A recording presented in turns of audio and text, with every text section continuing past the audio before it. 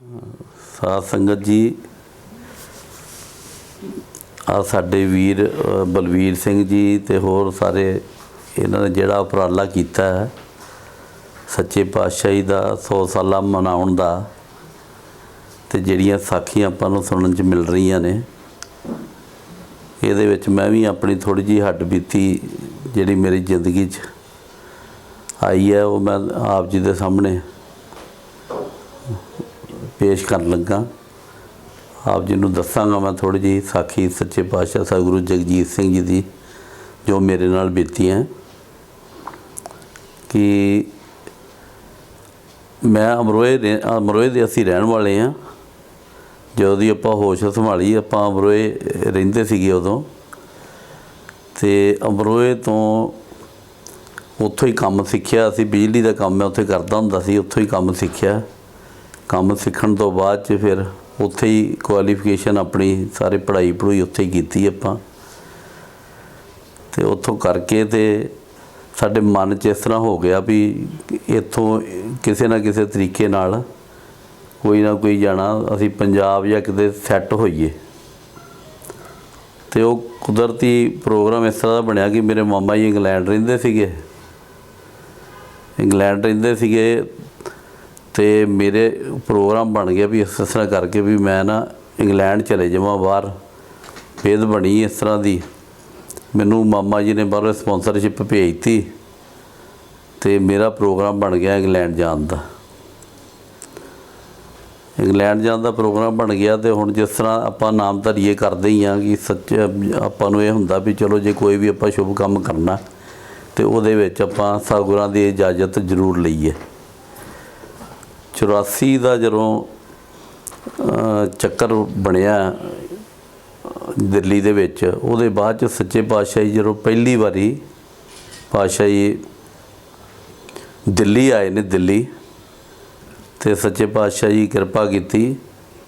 ਸੇਠ ਜੀ ਦੀ ਕੋਠੀ ਪੂਸਾ ਰੋਡ ਦੇ ਉੱਤੇ ਸੱਚੇ ਪਾਤਸ਼ਾਹ ਜੀ ਕਿਰਪਾ ਕੀਤੀ। ਦੁਪਹਿਰ ਨੂੰ 12 ਵਜੇ ਦੇ ਕਰੀਬ ਦਰਸ਼ਨ ਦਿੱਤੇ, ਅਤੇ ਉੱਥੇ ਅਸੀਂ ਵੀ ਗਏ ਹੋਏ ਸੀਗੇ, ਹੋਰ ਵੀ ਸਾਧ ਸੰਗਤ ਉੱਥੇ ਕਾਫੀ ਸੀਗੀ, ਅਤੇ ਸਭ ਨੇ ਮੱਥਾ ਟੇਕਿਆ ਪਾਤਸ਼ਾਹ ਜੀ ਦੇ ਚਰਨਾਂ 'ਚ। ਉੱਥੇ ਜਿੰਨੇ ਕੁ ਜਣੇ ਉੱਥੇ ਸੀਗੇ, ਥੋੜ੍ਹੇ ਜਿਹੇ ਕੁਛ ਸਾਥੀ ਵਿਚਾਰੇ ਜਿਹੜੇ ਬਹੁਤ ਜ਼ਿਆਦਾ ਪਰੇਸ਼ਾਨੀ ਦਿੱਲੀ 'ਚ ਬਣੀ ਸੀ ਉਦੋਂ, ਅਤੇ ਉਹ ਜਿਹੜੀ ਉੱਥੇ ਪਰੇਸ਼ਾਨੀ ਬਣੀ, ਉਹਨਾਂ ਨੇ ਸੱਚੇ ਪਾਤਸ਼ਾਹ ਜੀ ਦੇ ਚਰਨਾਂ 'ਚ ਅਰਜ਼ ਕੀਤੀ। ਤਾਂ ਸੱਚੇ ਪਾਤਸ਼ਾਹ ਜੀ ਨੂੰ ਉਹਨਾਂ ਨੇ ਪੁੱਛਿਆ ਵੀ ਇਸ ਤਰ੍ਹਾਂ ਕਰਕੇ ਸੱਚੇ ਪਾਤਸ਼ਾਹ ਜੀ ਆਪ ਜੀ ਤੁਹਾਨੂੰ ਪਛਾਣਦੇ ਹੋ? ਅਤੇ ਸੱਚੇ ਪਾਤਸ਼ਾਹ ਉਹਨਾਂ ਦਾ ਨਾਂ ਲੈ ਕੇ ਸੰਬੋਧਨ ਕੀਤਾ, ਕਹਿੰਦੇ ਹਾਂਜੀ ਮੈਂ ਜਾਣਨਾ, ਤੁਸੀਂ ਫਲਾਣੇ ਜਗ੍ਹਾ ਤੋਂ ਇਸ ਤਰ੍ਹਾਂ। ਅਤੇ ਫਿਰ ਉਹ ਰੋ ਪਏ। ਅਤੇ ਸੱਚੇ ਪਾਤਸ਼ਾਹ ਉਹਨਾਂ ਨੂੰ ਕਿਹਾ ਵੀ ਤੁਸੀਂ ਰੋਵੋ ਨਾ, ਹੋਰ ਵੀ ਜਿਨ੍ਹਾਂ ਨੂੰ ਪੁੱਛੋ ਸਾਰਿਆਂ ਨੂੰ ਦੱਸੋ ਵੀ ਜਿੰਨੇ ਵੀ ਕੋਈ ਅਰਜ਼ ਬੇਨਤੀ ਕਰਨੀ ਹੈ ਨਾ, ਉਹ 4 ਵਜੇ ਤੱਕ ਰਮੇਸ਼ ਨਗਰ ਗੁਰਦੁਆਰੇ ਪਹੁੰਚ ਜਾਓ। ਅਤੇ ਮੈਂ ਉੱਥੇ ਅੱਜ 4 ਵਜੇ ਤੋਂ ਲੈ ਕੇ ਅਤੇ ਮੈਂ ਅਰਜ਼ਾਂ ਸਾਰਿਆਂ ਦੀਆਂ ਉੱਥੇ ਸੁਣਾਂਗਾ। ਸੱਚੇ ਪਾਤਸ਼ਾਹ ਜੀ ਸ਼ਾਮ ਨੂੰ 4 ਵਜੇ ਦੇ ਕਰੀਬ ਅਰਜ਼ਾਂ ਸੁਣਨੀਆਂ ਰਮੇਸ਼ ਨਗਰ ਗੁਰਦੁਆਰੇ ਸ਼ੁਰੂ ਕੀਤੀਆਂ, ਅਤੇ ਰਾਤ ਦੇ 12 ਵੱਜ ਗਏ। ਅਰਜ਼ਾਂ ਸੁਣਦਿਆਂ ਅਤੇ ਮੈਂ ਅਤੇ ਮੇਰੇ ਸਾਡੇ ਤਾਇਆ ਜੀ ਦਾ ਬੇਟਾ ਸੰਤ ਗੁਰਦੇਵ ਸਿੰਘ ਜੀ ਮਹੰਤ ਜਿਹੜੇ ਦਿੱਲੀ ਰਹੇ ਨੇ, ਉਹ ਸੀਗੇ ਅਤੇ ਮੈਂ ਸੀਗਾ, ਅਤੇ ਅਸੀਂ ਵੀ ਅਰਜ਼ ਬੇਨਤੀ ਕਰਨੀ ਸੀਗੀ। ਅਸੀਂ ਕਿਹਾ ਵੀ ਚਲੋ ਸਾਡੀ ਤਾਂ ਇਹੀ, ਅਸੀਂ ਤਾਂ ਬਾਹਰ ਜਾਣ ਵਾਸਤੇ ਅਰਜ਼ ਕਰਨੀ, ਅਸੀਂ ਆਰਾਮ ਨਾਲ ਥੱਲੇ ਬੈਠੇ ਰਹੇ। ਪਰ ਸਾਡਾ ਨੰਬਰ ਆਉਂਦਿਆਂ ਉਹੀ ਰਾਤ ਨੂੰ 12 ਵੱਜ ਗਏ। 12 ਵਜੇ ਜਦੋਂ ਸੱਚੇ ਪਾਤਸ਼ਾਹ ਜੀ ਥੱਲੇ ਉਤਰੇ, ਅਤੇ ਥੱਲੇ ਉਤਰ ਕੇ ਸੱਚੇ ਪਾਤਸ਼ਾਹ ਜੀ ਆ ਰਹੇ ਸੀਗੇ ਵੀ ਗੇਟ ਤੋਂ ਥੱਲੇ ਹਾਲ 'ਚ ਆਉਣ ਲੱਗੇ ਨੇ ਜਦੋਂ, ਅਤੇ ਸੱਚੇ ਪਾਤਸ਼ਾਹ ਉਦੋਂ ਅਸੀਂ ਅੱਗੇ ਹੋਏ, ਸਾਨੂੰ ਨਾਲ ਹੰਸਪਾਲ ਜੀ ਸੀਗੇ, ਹੋਰ ਸਾਰੇ ਜਣੇ ਸੀਗੇ ਕਾਫੀ ਜਣੇ। ਅਤੇ ਉੱਥੇ ਉਹਨਾਂ ਨੇ ਫਿਰ ਕਿਹਾ ਵੀ ਤੁਸੀਂ ਅਰਜ਼ ਬੇਨਤੀ ਕਰ ਲਓ ਫਟਾਫਟ ਆਪਣੀ ਜਿਹੜੀ ਕਰਨੀ ਹੈਗੀ ਇਸ ਨੂੰ। ਅਤੇ ਸੱਚੇ ਪਾਤਸ਼ਾਹ ਜੀ ਨੇ ਦੇਖਿਆ, ਅਤੇ ਮੈਂ ਸੱਚੇ ਪਾਤਸ਼ਾਹ ਜੀ ਦੇ ਚਰਨਾਂ 'ਚ ਅਰਜ਼ ਕੀਤੀ। ਮੈਂ ਕਿਹਾ ਸੱਚੇ ਪਾਤਸ਼ਾਹ ਜੀ ਮੈਂ ਇੰਗਲੈਂਡ ਜਾਣਾ। ਸੱਚੇ ਪਾਤਸ਼ਾਹ ਹੁਕਮ ਕੀਤਾ ਵੀ ਚਲੇ ਜਾ। ਮੈਂ ਕਿਹਾ ਜੀ ਮੈਂ ਇੰਗਲੈਂਡ ਜਾਣਾ, ਕਹਿੰਦੇ ਚਲੇ ਜਾਓ। ਉਹਦੇ ਬਾਅਦ ਸੱਚੇ ਪਾਤਸ਼ਾਹ ਕਹਿੰਦੇ ਵੀ ਇੱਕ ਗੁਰਦੇਵ ਸਿੰਘ ਹੁੰਦਾ ਸੀ ਸਾਡੇ ਕੋਲ, ਭੈਣੀ ਸਾਹਿਬ, ਰਾਗ ਸਿੱਖਦਾ ਹੁੰਦਾ ਸੀ ਸਾਡੇ ਕੋਲ, ਤੇ ਗੁਰਦੇਵ ਸਿੰਘ ਹੋਣੀ ਮੇਰੇ ਨਾਲ ਹੀ ਖੜੇ ਪਿੱਛੇ। ਤੇ ਮੈਂ ਕਿਹਾ ਸੱਚੇ ਪਾਤਸ਼ਾਹ ਮੈਨੂੰ ਕਹੀ ਜਾ ਰਹੇ ਨੇ ਇਹਦੇ ਭਾਜੀ ਨੂੰ। ਤੇ ਫਿਰ ਸੱਚੇ ਉਧਰ ਮੈਂ ਕਿਹਾ ਸੱਚੇ ਪਾਤਸ਼ਾਹ ਜੀ ਆ ਹੈਗੇ ਨੇ ਗੁਰਦੇਵ ਸਿੰਘ ਜੀ। ਤੇ ਕਹਿੰਦੇ ਉਹ ਅੱਛਾ ਗੁਰਦੇਵ ਵੀ ਆਇਆ ਹੋਇਆ? ਕਹਿੰਦੇ ਮੈਂ ਤਾਂ ਦੇਖਿਆ ਹੀ ਨਹੀਂ ਹੈਗਾ। ਤੇ ਫਿਰ ਸੱਚੇ ਪਾਤਸ਼ਾਹ ਉਹਨਾਂ ਨਾਲ ਵਜਨ ਕਰਨ ਲੱਗ ਪਏ। ਕਹਿੰਦੇ ਇਸ ਤਰ੍ਹਾਂ ਕਰਕੇ ਤੇਰਾ ਤਬਲਾ ਮੇਰੇ ਕੋਲ ਪਿਆ ਉੱਥੇ ਭੈਣੀ ਸਾਹਿਬ, ਤੇ ਤੂੰ ਭੈਣੀ ਸਾਹਿਬ ਆ ਜਾ। ਤੇ ਫਿਰ ਉਹਦੇ ਬਾਅਦ 'ਚ ਸੱਚੇ ਪਾਤਸ਼ਾਹ ਥੋੜ੍ਹਾ ਜਿਹਾ ਮੇਰੇ ਵੱਲ ਮੈਨੂੰ ਕਹਿੰਦੇ ਅਮਰੋਏ ਤੋਂ ਆ? ਮੈਂ ਕਿਹਾ ਹਾਂਜੀ। ਤੇ ਸੱਚੇ ਪਾਤਸ਼ਾਹ ਕਹਿੰਦੇ ਵੀ ਕਿ ਮੈਂ ਕਿਹਾ ਮੈਂ ਫਿਰ ਅਰਜ਼ ਦੁਬਾਰਾ ਕਰਤੀ। ਮੈਂ ਕਿਹਾ ਸੱਚੇ ਪਾਤਸ਼ਾਹ ਜੀ ਉੱਥੇ ਰੁਕਾਵਟ ਪੈ ਜਾਂਦੀ ਹੈ ਇੰਗਲੈਂਡ। ਮੈਨੂੰ ਪਤਾ ਚੱਲਿਆ ਵੀ ਮੇਰੇ ਮਾਮਾ ਜੀ ਕਹਿੰਦੇ ਰੁਕਾਵਟ ਪੈ ਜਾਂਦੀ ਹੈ ਏਅਰਪੋਰਟ 'ਤੇ, ਵੀ ਕਿਸੇ ਤਰ੍ਹਾਂ ਦੀ ਕੋਈ ਰੁਕਾਵਟ ਨਾ ਪਏ। ਸੱਚੇ ਪਾਤਸ਼ਾਹ ਕਹਿੰਦੇ ਤੂੰ ਚਲੇ ਜਾ ਅਤੇ ਦਸਵੰਧ ਕੱਢਿਆ ਕਰਨੀ ਅਤੇ ਕਲੱਬਾਂ 'ਚ ਨਹੀਂ ਜਾਣਾ ਉੱਥੇ ਜਾ ਕੇ। ਅਤੇ ਮੈਂ ਕਿਹਾ ਜੀ 7 ਵਚਨ। ਸੱਚੇ ਪਾਤਸ਼ਾਹ ਫਿਰ ਵਚਨ ਕਰਨ ਲੱਗ ਪਏ ਗੁਰਦੇਵ ਭਾਈ ਦੇ ਨਾਲ। ਅਤੇ ਉਹਨਾਂ ਨੂੰ ਕੋਈ ਵਚਨ ਕੀਤਾ ਵੀ ਮੈਂ ਤੈਨੂੰ ਸ਼ਬਦ ਲਿਖ ਕੇ ਦਿੱਤਾ ਸੀ, ਤੈਨੂੰ ਸ਼ਬਦ ਯਾਦ ਆ ਉਹ ਵੀ ਇਸ ਤਰ੍ਹਾਂ ਕਰਕੇ। ਅਤੇ ਮੈਂ ਫਿਰ ਕਿਹਾ ਮੈਂ ਕਿਹਾ ਹੁਣ ਸੱਚੇ ਪਾਤਸ਼ਾਹ ਵਚਨ ਤਾਂ ਸਾਡੇ ਨਾਲ ਹੀ ਕਰਦੇ ਪਏ ਨੇ। ਮੈਂ ਫਿਰ ਤੀਜੀ ਵਾਰੀ ਸੱਚੇ ਪਾਤਸ਼ਾਹ ਦੇ ਚਰਨਾਂ 'ਚ ਅਰਜ਼ ਕਰਤੀ।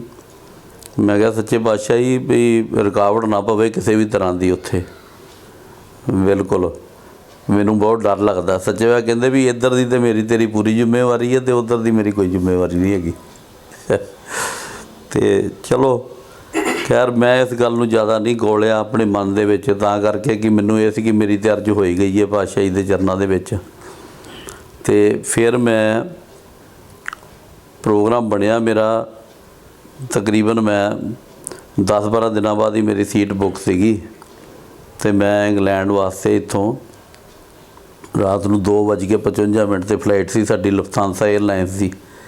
ਉਹਦੇ ਵਿੱਚ ਬਹਿ ਕੇ ਜਦੋਂ ਮੈਂ ਇੱਥੋਂ ਜਾਣਾ ਸੀਗਾ ਅਤੇ ਇੱਥੇ ਹੀ ਪਹਿਲਾਂ ਤਾਂ ਏਅਰਪੋਰਟ 'ਤੇ ਰੁਕਾਵਟ ਪੈ ਗਈ। ਉਹ ਕਹਿੰਦੇ ਜੀ ਇਸ ਤਰ੍ਹਾਂ ਕਰਕੇ ਵੀ ਵੀਜ਼ਾ ਨਹੀਂ ਲੱਗਾ ਹੋਇਆ ਅਤੇ ਤੁਸੀਂ ਨਹੀਂ ਜਾ ਸਕਦੇ। ਅਤੇ ਫਰੀਪੋਰਟ ਕੰਟਰੀ ਸੀ ਉਦੋਂ ਇੰਗਲੈਂਡ, ਉਦੋਂ ਵੀਜ਼ਾ ਲੱਗਦਾ ਨਹੀਂ ਸੀ ਹੈਗਾ। ਉੱਥੇ ਦਾ ਸਪੋਂਸਰਸ਼ਿਪ ਮੇਰੇ ਕੋਲ ਸੀਗੀ। ਕਾਫੀ ਉੱਥੇ ਥੋੜ੍ਹੀ ਦੇਰ ਬਹਿਸ ਜੀ ਹੋਈ ਉਹਨਾਂ ਦੇ ਨਾਲ ਮਾੜਾ ਮੋਟਾ ਜਿਸ ਤਰ੍ਹਾਂ ਵੀ। ਉਹ ਕਹਿੰਦੇ ਜੀ ਇਸ ਤਰ੍ਹਾਂ ਕਰਕੇ ਨਹੀਂ, ਮੈਂ ਇਸ ਤਰ੍ਹਾਂ ਨਹੀਂ ਜਾਣ ਦੇਣਾ ਵੀਜ਼ੇ, ਬਿਨਾਂ ਵੀਜ਼ੇ ਤੋਂ ਵੀ ਇਹ ਰੇਟਸ ਹੋ ਕੇ ਹਟੇ ਨੇ ਇੱਥੇ 84 ਦੇ, ਅਤੇ ਇਸ ਤਰ੍ਹਾਂ ਦੇ ਸਖਤੀ ਹੈਗੀ ਆ। ਅਤੇ ਉਹਨਾਂ 'ਚੋਂ ਇੱਕ ਉੱਥੇ ਅਫਸਰ ਆਇਆ ਕੋਈ, ਅਤੇ ਅਫਸਰ ਆ ਕੇ ਕਿ ਮੈਨੂੰ ਕਹਿੰਦਾ ਤੁਸੀਂ ਨਾਮਧਾਰੀ ਹੋ? ਮੈਂ ਕਿਹਾ ਹਾਂਜੀ ਨਾਮਧਾਰੀ ਹੈ। ਅਤੇ ਕਹਿੰਦੇ ਵੀ ਇਹਨਾਂ ਦੇ ਤਾਂ ਸਤਿਗੁਰ ਕਹਿੰਦਾ ਮਹੀਨੇ ਬਾਅਦ ਹੀ ਬਾਹਰ ਜਾਂਦੇ ਹੈਗੇ ਨੇ, ਕਿਤੇ ਨਾ ਕਿਤੇ। ਉਹਨੇ ਪਾਸਪੋਰਟ ਫੜਿਆ ਮੇਰਾ ਅਤੇ ਲੈ ਕੇ ਤੇ ਉਹਨੂੰ ਕਹਿੰਦਾ ਲਾ ਮੋਹਰ ਇਹਦੇ ਉੱਤੇ। ਉਹਨਾਂ ਨੇ ਮੋਹਰ ਲਾਈ ਅਤੇ ਪਾਸਪੋਰਟ ਮੈਨੂੰ ਦੇ ਦਿੱਤਾ। ਕਹਿੰਦੇ ਜਾਓ ਕਟਾਓ ਬੋਰਡਿੰਗ ਅਤੇ ਤੁਸੀਂ ਜਾਓ ਜੀ ਓਕੇ। ਇੱਥੋਂ ਮੈਂ ਇੱਥੋਂ ਕਿ ਉਹਨੂੰ ਕਹਿੰਦੇ ਨੇ ਆਪਣਾ ਬੈਠਾ ਇੰਗਲੈਂਡ। ਮੈਂ ਫਰੈਂਕਫਰਟ ਹੁੰਦੇ ਹੋਏ ਇੰਗਲੈਂਡ ਚਲਾ ਗਿਆ। ਲੰਦਨ ਹੀਥਰੋ ਏਅਰਪੋਰਟ 'ਤੇ ਪਹੁੰਚੇ ਅਸੀਂ। ਏਅਰਪੋਰਟ 'ਤੇ ਜਾ ਕੇ ਉੱਥੇ ਮੈਨੂੰ ਫਿਰ ਉਹਨਾਂ ਨੇ ਰੋਕ ਲਿਆ। ਫਿਰ ਉੱਥੇ ਰੋਕ ਕੇ ਅਤੇ ਉੱਥੇ ਮੇਰੇ ਫਿਰ ਉਹਨਾਂ ਨੇ ਇਨਕੁਆਇਰੀ ਸ਼ੁਰੂ ਕਰਤੀ। ਅਤੇ ਉੱਥੋਂ ਫਿਰ ਕਿਹਨੂੰ ਕਹਿੰਦੇ ਨੇ ਮੈਨੂੰ ਕਹਿੰਦੇ ਵੀ ਇਸ ਤਰ੍ਹਾਂ ਕਰਕੇ ਤੁਹਾਡੀ ਅਸੀਂ ਇਨਕੁਆਇਰੀ ਕਰਨੀ ਆ ਸਾਰੀ। ਉਹਨਾਂ ਨੇ ਇੱਥੇ ਇੰਡੀਆ ਤੱਕ ਇਨਕੁਆਇਰੀ ਕੀਤੀ ਵੀ ਇੱਥੋਂ ਕੋਈ ਬੰਦਾ ਇੰਗਲੈਂਡ ਗਿਆ ਸਾਡੇ ਘਰ ਤੱਕ। ਅਤੇ ਉੱਥੋਂ ਉਹਨਾਂ ਨੂੰ ਇਨਕੁਆਇਰੀ ਸਹੀ ਮਿਲੀ। ਉਹ ਕਹਿੰਦੇ ਹਾਂਜੀ ਇੱਥੋਂ ਇੰਗਲੈਂਡ ਗਿਆ। ਅਤੇ ਉਹਨਾਂ ਨੇ ਉਹ ਮੈਨੂੰ ਕਹਿੰਦੇ ਵੀ ਸਾਨੂੰ ਕੁਛ ਸਮਝ ਨਹੀਂ ਆ ਰਿਹਾ ਵੀ ਤੁਹਾਨੂੰ ਵਾਪਸ ਜਾਣਾ ਪਏਗਾ ਇੰਡੀਆ। ਅਤੇ ਮੈਂ ਉਹਨਾਂ ਨੂੰ ਬਥੇਰਾ ਕਿਹਾ, ਮੈਂ ਕਿਹਾ ਜੀ ਇਸ ਤਰ੍ਹਾਂ ਕਰਕੇ ਮੈਂ ਤਾਂ ਅਸੀਂ ਉਹ ਇਸ ਤਰ੍ਹਾਂ ਕਰਕੇ ਮੇਰੇ ਢਿੱਡ 'ਚ ਤਕਲੀਫ ਹੈ, ਮੈਨੂੰ ਇਹ ਹੈ, ਮੈਨੂੰ ਉਹ ਹੈ, ਵੀ ਝੂਠ ਵੀ ਬੋਲਿਆ ਵੀ ਮੈਨੂੰ ਕਿਸੇ ਤਰ੍ਹਾਂ ਟਾਲ ਕੇ ਤੇ ਭੇਜ ਦੇਣ। ਉਹ ਕਹਿੰਦੇ ਨਹੀਂ, ਕਹਿੰਦੇ ਤੁਹਾਨੂੰ ਨਾ ਵਾਪਸ ਜਾਣਾ ਪਏਗਾ, ਤੁਸੀਂ ਜੇ ਦੂਜੀ ਫਲਾਈਟ 'ਚ ਚੜ੍ਹ ਕੇ ਆ ਜਾਓ, ਅਸੀਂ ਹੁਣ ਐਂਟਰੀ ਨਹੀਂ ਦੇਣੀ ਤੁਹਾਨੂੰ। ਅਤੇ ਉੱਥੋਂ ਫਿਰ ਮੈਨੂੰ ਵਾਪਸ ਇੱਥੇ ਆਉਣਾ ਪੈ ਗਿਆ। ਦੁਬਾਰਾ ਇੰਡੀਆ ਮੈਂ ਆ ਗਿਆ। ਅਤੇ ਜਦੋਂ ਮੈਂ ਇੰਡੀਆ ਆ ਗਿਆ ਅਤੇ ਆ ਕੇ ਮੇਰਾ ਮਨ ਕੰਮ 'ਚ ਲੱਗਣਾ ਨਾ। ਪੈਸੇ ਉਦੋਂ ਸਾਡੇ ਕੋਲ ਪੂਰੇ ਹੁੰਦੇ ਸੀਗੇ, ਪੈਸੇ ਵਾਹਵਾ ਲੱਗ ਗਏ ਸੀ ਸਾਡੇ ਉਦੋਂ ਇੰਗਲੈਂਡ ਦੇ ਚੱਕਰ 'ਚ। ਅਤੇ ਆ ਕੇ ਚਲੋ ਫਿਰ ਵੀ ਮੈਂ ਮਾੜਾ ਮੋਟਾ ਆਪਣਾ ਕੰਮ ਕੁਮ ਸ਼ੁਰੂ ਕੀਤਾ। ਲੇਕਿਨ ਫਿਰ ਮਨ 'ਚ ਇਹੀ ਹੋਣਾ ਵੀ ਜਿਸ ਤਰ੍ਹਾਂ ਵੀ ਹੈਗਾ ਅਸੀਂ ਕੋਈ ਨਾ ਕੋਈ ਘਰ ਦਾ ਇੱਕ ਜਾਣਾ ਅਸੀਂ ਪੰਜਾਬ ਚਲੇ ਜਾਈਏ। ਅਤੇ ਫਿਰ ਵੈਸੇ ਵੀ ਸਤਿਗੁਰਾਂ ਦੇ ਦਰਸ਼ਨ ਕੀਤਿਆਂ ਥੋੜ੍ਹਾ ਜਿਹਾ ਚਿਰ ਹੋ ਗਿਆ ਸੀ। ਅਤੇ ਪਿਤਾ ਜੀ ਹੁਣਾਂ ਨੇ ਪ੍ਰੋਗਰਾਮ ਬਣਾਇਆ, ਕਹਿੰਦੇ ਮੈਂ ਭੈਣੀ ਸਾਹਿਬ ਜਾਣਾ ਆ, ਅਤੇ ਤੂੰ ਦੇਖ ਲੈ ਜੇ ਚੱਲਣਾ ਤਾਂ ਤੂੰ ਵੀ ਚੱਲ ਪੈ ਨਾਲ। ਅਤੇ ਮੈਂ ਕਿਹਾ ਹਾਂਜੀ, ਮੈਂ ਕਿਹਾ ਮੈਂ ਵੀ ਨਾਲ ਚੱਲਦਾ ਭੈਣੀ ਸਾਹਿਬ, ਇਸ ਤਰ੍ਹਾਂ ਕਰਕੇ ਵੀ ਤੁਸੀਂ ਚੱਲੋ ਨਾਲ ਅਤੇ ਮੈਂ ਵੀ ਤੁਹਾਡੇ ਨਾਲ ਜਾਵਾਂਗਾ। ਚਲੋ ਅਸੀਂ ਉੱਥੋਂ ਰਾਤ ਨੂੰ ਚੱਲੇ, ਸ਼ਾਮ ਦੇ ਟਾਈਮ ਅਮਰੋਏ ਤੋਂ ਅਸੀਂ ਚੱਲੇ। ਸਰਹੰਦ ਤੱਕ ਅਸੀਂ ਟ੍ਰੇਨ 'ਤੇ ਆਏ। ਸਰਹੰਦ ਤੋਂ ਅੱਗੇ ਅਸੀਂ ਬੱਸ ਫੜ ਲਈ ਆ ਕੇ। ਬੱਸ ਫੜੀ ਅਤੇ ਉੱਥੋਂ ਅਸੀਂ ਬੱਸ ਪਕੜ ਕੇ ਜੇ ਨਿਕਲੇ ਹਾਂ ਅਤੇ ਅਸੀਂ ਆ ਕੇ ਨਾ ਇੱਥੇ ਜੁਗਿਆਣੇ ਦੇ ਲਾਗੇ, ਜੁਗਿਆਣੇ ਦੇ ਕੋਲ ਅਸੀਂ ਪਹੁੰਚੇ ਹਾਂ ਅਤੇ ਇੱਥੇ ਸਾਡੀ ਬੱਸ ਖਰਾਬ ਹੋ ਗਈ। ਬੱਸ ਖਰਾਬ ਹੋ ਗਈ ਅਤੇ ਬੱਸ ਦੇ ਵਿੱਚੋਂ ਉਤਰ ਕੇ ਅਸੀਂ ਅੱਧੇ ਕੁ ਜਾਣੇ, ਕੋਈ ਇੱਧਰਲੇ ਪਾਸੇ ਨੂੰ ਤੁਰ ਗਿਆ, ਕੋਈ ਉੱਧਰਲੇ ਪਾਸੇ ਨੂੰ। ਪਿਦਾਈ ਸਵੇਰ ਦਾ ਟਾਈਮ ਸੀਗਾ, ਪਿਦਾਈ ਨੂੰ ਪਾਠ ਦਾ ਹੁੰਦਾ ਵੀ ਮੈਂ ਆਪਣਾ ਪਾਠ ਅਤੇ ਨਿਤਨੇਮ ਮੇਰਾ ਨਾਂ ਰਹਿ ਜਾਵੇ। ਸਰਹੰਦ ਦਾ ਇਸ਼ਨਾਨ ਕਰ ਲਿਆ ਸੀਗਾ ਸਵੇਰੇ ਪਿਦਾਈ ਹੁਣਾਂ ਨੇ, ਅਤੇ ਇੱਥੇ ਉਤਰ ਕੇ ਅਤੇ ਅਸੀਂ ਬਾਹਰ ਇੱਕ ਖੰਭਾ ਜਿਹਾ ਸੀਗਾ ਕੋਈ, ਉੱਥੇ ਖੰਭੇ ਦੇ ਉੱਤੇ ਬੈਠ ਬੂਠ ਗਏ ਅਤੇ ਵੇਟ ਕਰਦੇ ਰਹੇ ਅਸੀਂ ਵੀ ਬੱਸ ਠੀਕ ਹੋਵੇ। ਅਤੇ ਉਤਰੇ 8, 8:30, 9 ਵੱਜਣ ਵਾਲੇ ਹੋ ਗਏ ਅਤੇ ਬੱਸ ਦੀ ਕੋਈ ਗੱਲਬਾਤ ਬਣੀ ਨਹੀਂ। ਅਤੇ ਉੱਥੇ ਸਾਹਮਣੇ ਫੈਕਟਰੀ ਸੀ। ਮੇਰੇ ਮਨ 'ਚ ਆਵੇ ਵੀ ਇੱਥੇ ਜੇ ਕਿਤੇ ਫੈਕਟਰੀ 'ਚ ਨੌਕਰੀ ਲੱਗ ਜਾਏ ਨਾ, ਅਤੇ ਆਪਾਂ ਅੱਗੇ ਇਹਨੂੰ ਕਹਿੰਦੇ ਨੇ ਇੱਥੋਂ ਹੀ ਫਿਰ ਫੈਕਟਰੀ 'ਚ ਨੌਕਰੀ ਲੱਗ ਜਾਏ ਅਤੇ ਮੈਂ ਇੱਥੇ ਹੀ ਆਪਣਾ ਇੱਥੋਂ ਭੈਣੀ ਸਾਹਿਬ, ਮੈਂ ਪਿਤਾ ਜੀ ਨੂੰ ਪੁੱਛਿਆ ਭੈਣੀ ਸਾਹਿਬ ਲਾਗੇ? ਕਹਿੰਦੇ ਹਾਂ ਇੱਥੋਂ ਲਾਗੇ ਪੈਂਦਾ ਹੈਗਾ। ਮੈਂ ਕਿਹਾ ਇੱਥੋਂ ਭੈਣੀ ਸਾਹਿਬ ਜਾਇਆ ਕਰੀਏ, ਇੱਥੇ ਆਇਆ ਕਰੀਏ ਅਤੇ ਇੱਥੇ ਹੀ ਕਿਤੇ ਆਪਣਾ ਰਹੀਏ ਲੁਧਿਆਣੇ ਅਸੀਂ ਵੀ, ਅਤੇ ਵਧੀਆ ਗੱਲ ਬਣ ਜਾਏ, ਮੈਂ ਇੱਥੇ ਰਹਾਂ ਅਤੇ ਤੁਸੀਂ ਵੀ ਇੱਥੇ ਆ ਜਾਓ। ਚਲੋ ਖੈਰ ਜੀ, ਥੋੜ੍ਹੀ ਕੁ ਦੇਰ ਬਾਅਦ ਮੈਂ ਮਤਲਬ ਉੱਧਰ ਨੂੰ ਮੈਂ ਵੈਸੇ ਘੁੰਮਣ ਚਲਾ ਗਿਆ, ਪਾਰ ਕਰਕੇ ਜੁਗਿਆਣੇ ਸਾਈਡ 'ਤੇ ਘੁੰਮਣ ਗਿਆ ਅਤੇ ਸਾਹਮਣੇ ਨਾ ਫੈਕਟਰੀ ਦਾ ਸਾਈਨ ਬੋਰਡ ਲੱਗਾ ਹੋਇਆ ਸੀਗਾ। ਸਾਈਨ ਬੋਰਡ ਲੱਗਾ ਸੀ ਕਾਲੇ ਜਿਹੇ ਰੰਗ ਦਾ, ਅਤੇ ਉਹਦੇ ਉੱਤੇ ਲਿਖਿਆ ਹੋਇਆ यहाँ पर इलेक्ट्रीशियन की जगह खाली है। ਅਤੇ ਮੇਰੇ ਮਨ 'ਚ ਆਇਆ, ਮੈਂ ਕਿਹਾ ਇਹ ਇਲੈਕਟ੍ਰੀਸ਼ੀਅਨ ਦੀ ਜਗ੍ਹਾ ਖਾਲੀ ਹੈ। ਮੈਂ ਅੰਦਰ ਉਹਨਾਂ ਦਾ ਗੇਟ ਜਿਹਾ ਖੜਕਾਇਆ, ਉਸ ਵੱਲ ਰਾਜਾ ਬਨਸਪਤੀ ਫੈਕਟਰੀ ਸੀਗੀ ਕੰਗਣਵਾਲ, ਅਤੇ ਮੈਂ ਉੱਥੇ ਗੇਟ ਖੜਕਾਇਆ ਅਤੇ ਮੈਂ ਉਹਨਾਂ ਨੂੰ ਪੁੱਛਿਆ ਇਸ ਤਰ੍ਹਾਂ ਕਰਕੇ ਵੀ ਇੱਥੇ ਇਲੈਕਟ੍ਰੀਸ਼ੀਅਨ ਦੀ ਜਗ੍ਹਾ ਖਾਲੀ ਹੈਗੀ ਹੈ? ਉਹ ਕਹਿੰਦੇ हाँ जी खाली है, भी आपने काम पे लगना है? तो मैं क्या हाँ मैं काम ਤੇ ਇੱਧਰ ਇੱਧਰ ਰਹੀ। ਉਹ ਅੰਦਰ ਲੈ ਗਏ ਮੈਨੂੰ, ਅੰਦਰ ਜਾ ਕੇ ਉਹਨਾਂ ਨੇ ਮੈਨੂੰ ਫਾਰਮ ਦਿੱਤਾ, ਫਾਰਮ ਭਰ ਕੇ ਅਤੇ ਮੈਨੂੰ ਅੰਦਰ ਬਿਜਲੀ ਵਾਲੇ ਕਮਰੇ 'ਚ ਛੱਡਿਆ ਅਤੇ ਉੱਥੇ ਫੋਰਮੈਨ ਸੀਗਾ। ਫੋਰਮੈਨ ਨੇ ਮੇਰੇ ਕੋਲ ਸਵਾਲ ਵਗੈਰਾ ਪੁੱਛੇ ਇਲੈਕਟ੍ਰੀਕਲ ਦੇ ਰਿਗਾਰਡਿੰਗ, ਜੋ ਵੀ ਇੰਟਰਵਿਊ ਉਹਨੇ ਲਿਆ। ਮਤਲਬ ਮੇਰਾ ਸਾਗਰਾਂ ਦੀ ਕਿਰਪਾ ਦੇ ਨਾਲ ਇੰਟਰਵਿਊ ਸਾਰਾ ਸਹੀ ਹੋਇਆ, ਪੂਰਾ ਹੋ ਗਿਆ ਸਾਰਾ। ਅਤੇ ਫਿਰ ਉਹ ਮੈਨੂੰ ਕਹਿੰਦੇ ਵੀ ਤਨਖਾਹ ਕਿੰਨੀ ਲੈਣੀ ਹੈ? ਮੈਂ ਹੁਣ ਤਨਖਾਹ ਦੱਸਦਾ ਹੋਇਆ ਡਰਾਂ, ਮੈਨੂੰ ਇਹ ਸੀ ਵੀ ਮੈਨੂੰ ਕਿਤੇ ਜਵਾਬ ਹੀ ਨਾ ਦੇ ਦੇਣ ਵੀ। ਮੈਂ ਕਿਹਾ ਮੈਨੂੰ ਤਾਂ 400 ਰੁਪਈਆ ਉੱਥੇ ਮਿਲਦਾ ਸੀਗਾ ਅਮਰੋਏ, ਜਿੱਥੇ ਮੈਂ ਕੰਮ ਕਰਦਾ ਸੀ। ਉਹ ਪੌਣੇ 400 ਰੁਪਏ ਉਹ ਵੀ ਮਹੀਨਾ 2 ਮਹੀਨੇ ਬਾਅਦ ਕਿਤੇ ਦਿੰਦੇ ਸੀਗੇ। ਅਤੇ ਮੈਂ ਕਿਹਾ ਇਹ ਕਿਤੇ ਮੈਨੂੰ ਹੁਣ ਮਨਾ ਹੀ ਨਾ ਕਰ ਦੇਣ। ਅਤੇ ਮੈਂ ਡਰਦੇ ਨੇ ਉਹਨਾਂ ਨੂੰ ਕਿਹਾ, ਮੈਂ ਕਿਹਾ ਇਸ ਤਰ੍ਹਾਂ ਕਰਕੇ ਵੀ ਚਲੋ ਮੈਂ ਤੁਹਾਨੂੰ ਦੱਸ ਦਿੰਦਾ ਤਨਖਾਹ ਦਾ। ਮੈਂ ਉਹਨਾਂ ਨੂੰ ਬਹੁਤ ਜ਼ੋਰ ਮਾਰ ਕੇ ਅਤੇ 1000 ਰੁਪਈਆ, ਮੈਂ ਕਿਹਾ ਜੀ ਮੈਨੂੰ 1000 ਰੁਪਇਆ ਮਿਲ ਜਾ ਕਰੇ ਮਹੀਨੇ ਦਾ। ਉਹ ਕਹਿੰਦੇ ਚਲੋ ਠੀਕ ਹੈ ਵੀ ਚੀਫ ਸਾਹਿਬ ਆਉਂਦੇ ਆ ਅਤੇ ਤੁਹਾਡੀ ਗੱਲ ਕਰਾਉਂਦੇ ਹਾਂ ਹੁਣੇ। ਉਹਦੇ ਬਾਅਦ 'ਚ ਉੱਥੇ ਤਕਰੀਬਨ 10, 9:30 ਮੈਨੂੰ ਹੋ ਗਏ ਅਤੇ ਉੱਥੇ ਚੀਫ ਸਾਹਿਬ ਆ ਗਏ। ਸਰਦਾਰ ਕਿਰਪਾਲ ਸਿੰਘ ਸੀਗੇ ਚੀਫ ਐਗਜ਼ੈਕਟਿਵ, ਉਹ ਆਏ ਅਤੇ ਮੈਨੂੰ ਉਹਨਾਂ ਕੋਲ ਲੈ ਕੇ ਚਲੇ ਗਏ। ਅਤੇ ਉੱਥੇ ਲਿਜਾ ਕੇ ਅਤੇ ਮੈਨੂੰ ਕਹਿੰਦੇ ਜੀ ਵੀ ਇਹ ਮੁੰਡਾ ਯੂਪੀ ਤੋਂ ਹੈ ਅਤੇ ਇੰਟਰਵਿਊ ਅਸੀਂ ਲੈ ਲਈ ਹੈ ਇਹਦੀ, ਅਤੇ ਇੰਟਰਵਿਊ ਬਿਲਕੁਲ ਠੀਕ ਹੈਗੀ ਹੈ, ਅਤੇ ਹੁਣ ਆਪ ਜੀ ਫਾਈਨਲ ਕਰੋ ਵੀ ਇਹਨੂੰ ਰੱਖਣਾ ਜਾਂ ਨਹੀਂ ਰੱਖਣਾ, ਜਿਸ ਤਰ੍ਹਾਂ ਵੀ ਹੈ। ਚੀਫ ਸਾਹਿਬ ਕਹਿੰਦੇ ਵੀ ਜੇ ਤੁਸੀਂ ਰੱਖਣਾ ਤਾਂ ਤੁਸੀਂ ਰੱਖ ਲਓ, ਜੇ ਤੁਹਾਨੂੰ ਮੁੰਡਾ ਵਧੀਆ ਲੱਗਦਾ ਠੀਕ ਹੈ, ਯੂਪੀ ਦਾ ਰਹਿਣ ਵਾਲਾ, ਤਾਂ ਰੱਖੋ ਤੁਸੀਂ ਇਹਨੂੰ, ਕੋਈ ਗੱਲ ਨਹੀਂ। ਅਤੇ ਫਿਰ ਉਹ ਮੈਨੂੰ ਪੁੱਛਣ ਲੱਗ ਪਏ, ਚੀਫ ਸਾਹਿਬ ਨੇ ਮੈਨੂੰ ਪੁੱਛਿਆ ਤਨਖਾਹ ਕਿੰਨੀ ਕੁ ਚਾਹੀਦੀ ਹੈ? ਮੈਂ ਕਿਹਾ ਜੀ ਤਨਖਾਹ ਮੈਨੂੰ 1000 ਰੁਪਏ ਚਾਹੀਦੀ ਹੈ। ਅਤੇ ਉਹਨਾਂ ਨੇ 750 ਮੇਰੀ ਤਨਖਾਹ ਕਰਕੇ ਦੇ ਵਿੱਚ ਮੈਨੂੰ ਕਹਿੰਦੇ ਜੀ ਤੇਰੇ 4 ਓਵਰ ਟਾਈਮ ਲੱਗਣਗੇ, 20% ਬੋਨਸ ਹੋਏਗਾ। ਮਤਲਬ ਜਿਵੇਂ ਕਰਕੇ ਮੈਨੂੰ ਉਹਨਾਂ ਨੇ 1000 ਰੁਪਇਆ ਗਿਣਾ ਦਿੱਤਾ ਵੀ ਤੈਨੂੰ 1000 ਰੁਪਏ ਤਨਖਾਹ ਪਿਆ ਕਰੇਗੀ ਮਹੀਨੇ ਦੀ। ਮੈਂ ਕਿਹਾ ਜੀ ਚਲੋ ਠੀਕ ਹੈ ਜੀ, ਕੋਈ ਗੱਲ ਨਹੀਂ। ਮੈਨੂੰ ਤਾਂ 700 ਵੀ ਮਨਜ਼ੂਰ ਸੀ। ਮੈਂ ਕਿਹਾ ਚਲੋ ਮੈਨੂੰ ਜਿਹੜਾ ਵੱਧ ਮਿਲੇਗਾ ਉਹੀ ਸੀ। ਮੈਂ ਕਿਹਾ ਜੀ ਕੋਈ ਗੱਲ ਨਹੀਂ, ਠੀਕ ਹੈ। ਉਹਦੇ ਬਾਅਦ 'ਚ ਜੀ ਮੈਨੂੰ ਕਹਿੰਦੇ ਇਸ ਤਰ੍ਹਾਂ ਕਰਕੇ ਵੀ ਤੈਨੂੰ ਇੱਥੇ ਕੌਣ ਜਾਣਦਾ ਲੁਧਿਆਣੇ 'ਚ? ਅਤੇ ਮੈਂ ਕਿਹਾ ਜੀ ਮੇਰੀ ਤਾਂ ਲੁਧਿਆਣੇ 'ਚ ਜਾਣਕਾਰੀ ਹੈਗੀ ਨਹੀਂ, ਮੈਂ ਤਾਂ ਇੱਥੇ ਯੂਪੀਓਂ ਆਏ ਹਾਂ ਅਸੀਂ ਇੱਥੇ। ਫਿਰ ਉਹਨਾਂ ਨੇ 1-2 ਬੰਦਿਆਂ ਦੇ ਨਾਂ ਦੱਸੇ, ਕਹਿੰਦੇ ਵੀ ਤੁਸੀਂ ਇਸ ਤਰ੍ਹਾਂ ਕਰਕੇ ਵੀ ਜੇ ਫਲਾਣੇ ਬੰਦਿਆਂ ਤੋਂ ਤੁਸੀਂ ਚਿੱਠੀ ਲਿਆ ਕੇ ਦੇ ਸਕਦੇ ਹੋ ਤਾਂ ਤੁਸੀਂ ਚਿੱਠੀ ਲਿਆ ਦਿਓ ਤੁਹਾਨੂੰ, ਵੀ ਉਹਨਾਂ ਤੋਂ ਲਿਖਾ ਕੇ ਲਿਆ ਦਿਓ ਵੀ ਸਾਡੀ ਜ਼ਿੰਮੇਵਾਰੀ ਇਸ ਤਰ੍ਹਾਂ। ਮੈਂ ਸੰਪਰਕ ਕੀਤਾ। ਦੂਜੇ ਦਿਨ ਅਸੀਂ ਇੱਥੇ ਆ ਕੇ ਕਿਹਨੂੰ ਕਹਿੰਦੇ ਲੁਧਿਆਣੇ ਗੱਲਬਾਤ ਕੀਤੀ, ਪਰ ਸਾਡੀ ਗੱਲਬਾਤ ਕਿਤੇ ਬਣੀ ਨਹੀਂ। बनी नहीं तो फिर दूजे दिन शाम को मैं सोचा मैं कि इस तरह करिए भी तो हुण उन्होंने देना तो पैना ही है कुछ ना कुछ। तो मैं प्रोग्राम बनाया पिता जी नाल मैं गल की, मैं कि इस तरह करके मैं भैणी साहब जाना। तो मैं भैणी साहब उस दिन शाम को भैणी साहब चला गया। अगले दिन भैणी साहब जाके तो उत्थे मैं रात रुकिया। रात रोक के तो मैं उत्थे मेरे जानकार सीगे एक दो जो दीवान दे विच ढोलकी ढुलकी वजाई सी एक दो बारी आपां।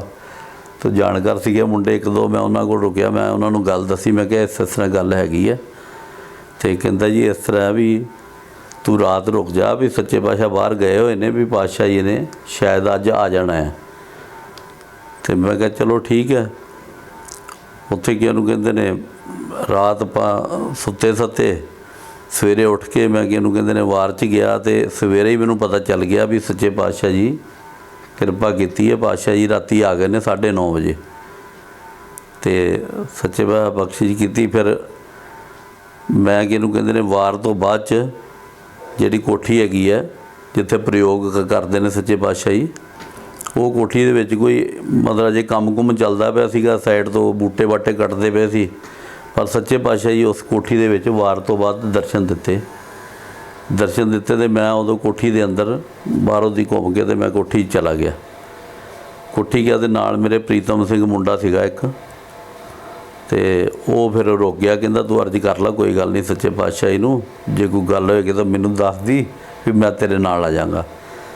तो मैं उत्थे अंदर गया तो सच्चे पातशाह दे मैं मत्था टेकिया। पातशाह जी उदों कोठी चों बाहर ही सीगे, 2-3 जने नाल होर सी। तो मैं मत्था टेकिया तो मैं सच्चे पातशाह पूछया मैनू देख के भी अमरोए तू है तू काका? तो मैं क्या हाँ जी सच्चे पातशाह अमरोए तो। फिर मैं सारी गल पातशाह जी नूं दसी, सच्चे पातशाह इस तरह करके मेरी इत्थे नौकरी लगी है। तो वो मैनू चीफ साहब जिहड़े हैगे ने उत्थे वो कहंदे ने भी इस तरह करके तू किसी दी चिट्ठी लिया के दे, तो जे जिहड़ा जिम्मेवारी तेरी लै लवे तो फिर कि उन्होंने कहते हैं असीं तैनूं इत्थे मतलब रख लांगे काम दे उत्ते भी इस तरह तैनूं कोई जानदा तो नहीं हैगा। तो सच्चे पातशाह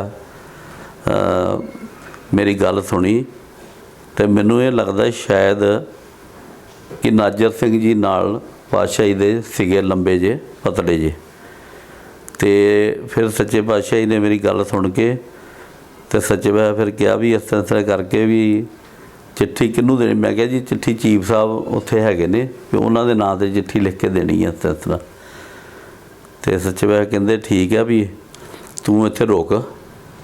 तो मैनू इन्ना क सुनिया नाजर सिंह हुणां नूं सच्चे पातशाह जी ने कहा भी मेरा लैटर पैड लैके आओ।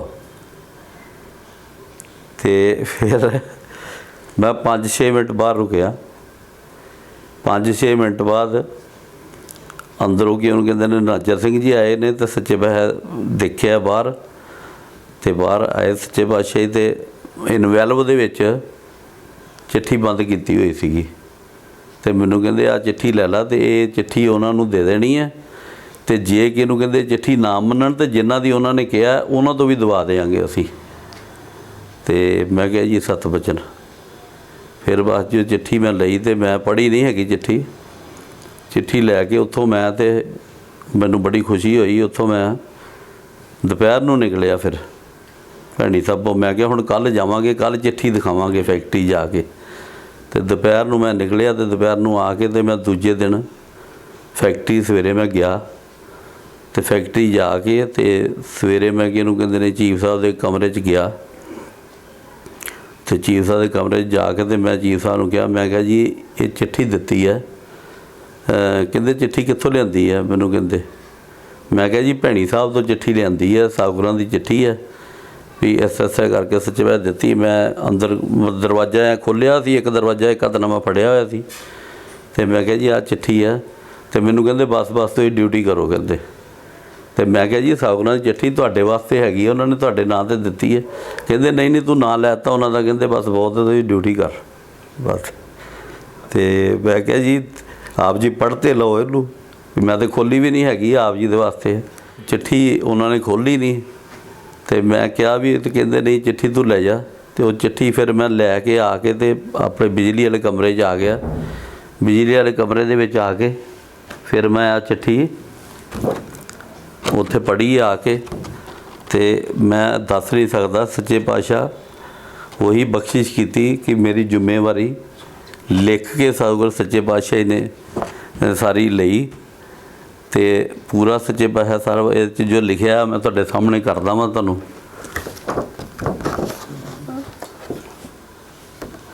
ਸੱਚੇ ਪਾਤਸ਼ਾਹ ਇਹਦੇ ਵਿੱਚ ਕਿਰਪਾ ਕੀਤੀ, ਇਹਦੇ 'ਚ ਲਿਖਿਆ ਸੀ ਮਾਨਯੋਗ, ਇਹ ਸੱਚੇ ਪਾਤਸ਼ਾਹ ਸਤਿਗੁਰੂ ਜਗਜੀਤ ਸਿੰਘ ਜੀ ਦੇ ਲੈਟਰ ਪੈਡ ਦੇ ਉੱਤੇ ਹੈ, 30/11/85 ਨੂੰ ਲਿਖੀ ਗਈ ਹੈ ਚਿੱਠੀ। ਮਾਨਯੋਗ ਚੀਫ ਇੰਜੀਨੀਅਰ ਸਾਹਿਬ, ਸਤਿ ਸ੍ਰੀ ਅਕਾਲ। ਸ਼੍ਰੀਮਾਨ ਜੀ, ਤੁਸੀਂ ਕਾਕਾ ਹਰਜੀਤ ਸਿੰਘ ਅਮਰੋਏ ਵਾਲੇ ਦੀ ਜ਼ਿੰਮੇਵਾਰੀ ਮੰਗੀ ਹੈ। ਮੈਂ ਇਸ ਨੂੰ ਨਿੱਜੀ ਤੌਰ 'ਤੇ ਜਾਣਦਾ ਹਾਂ ਅਤੇ ਇਸ ਦਾ ਜ਼ਿੰਮੇਵਾਰ ਹਾਂ। ਇਹ ਸ੍ਰੀ ਸਤਿਗੁਰੂ ਜੀ ਦਾ ਬਹੁਤ ਵਧੀਆ ਸਿੱਖ ਹੈ, ਇਮਾਨਦਾਰ ਹੈ ਅਤੇ ਮਿਹਨਤ ਕਰਨ ਵਾਲਾ ਮੁੰਡਾ ਹੈ। ਤੇ ਥੱਲੇ ਸਾਈਨ ਹੋਏ ਨੇ। ਹਾਂ, ਬਸ ਮੈਂ ਇੰਨੀ ਅਰਜ਼ ਬੇਨਤੀ ਆਪ ਜੀ ਦੇ ਕਰਕੇ ਚਰਨਾਂ 'ਚ, ਤੇ ਆਪ ਜੀ ਤੋਂ ਮਾफ़ੀ ਮੰਗਦਾ ਜੇ ਕੋਈ ਗਲਤੀ ਹੋਈ ਹੈ। ਤੇ ਸੱਚੇ ਪਾਤਸ਼ਾਹ ਸਤਿਗੁਰੂ ਜਗਜੀਤ ਸਿੰਘ ਜੀ ਦੀਆਂ ਬੜੀਆਂ ਕਿਰਪਾ ਨੇ। ਉਹਦੇ ਬਾਅਦ 'ਚ ਉਹ ਦਿਨ ਜਾਏ ਤੇ ਅੱਜ ਦਾ ਦਿਨ ਆਏ, ਸੱਚੇ ਪਾਤਸ਼ਾਹ ਜੀ ਨੇ ਲੁਧਿਆਣੇ ਰੱਖਿਆ, ਤੇ ਆਪ ਜੀ ਦੇ ਸਾਹਮਣੇ ਆ ਸਭ ਕੁਝ, ਕਿਸੇ ਚੀਜ਼ ਦੀ ਕੋਈ ਕਮੀ ਨਹੀਂ। ਸਤਿਗੁਰੂ ਸੱਚੇ ਪਾਤਸ਼ਾਹ ਜੀ ਦੀ ਬੜੀ ਬਖਸ਼ਿਸ਼ ਹੈ। ਧੰਨਵਾਦ। ਧੰਨ ਸਤਿਗੁਰੂ ਜਗਜੀਤ ਸਿੰਘ ਜੀ ਸੱਚੇ ਪਾਤਸ਼ਾਹ।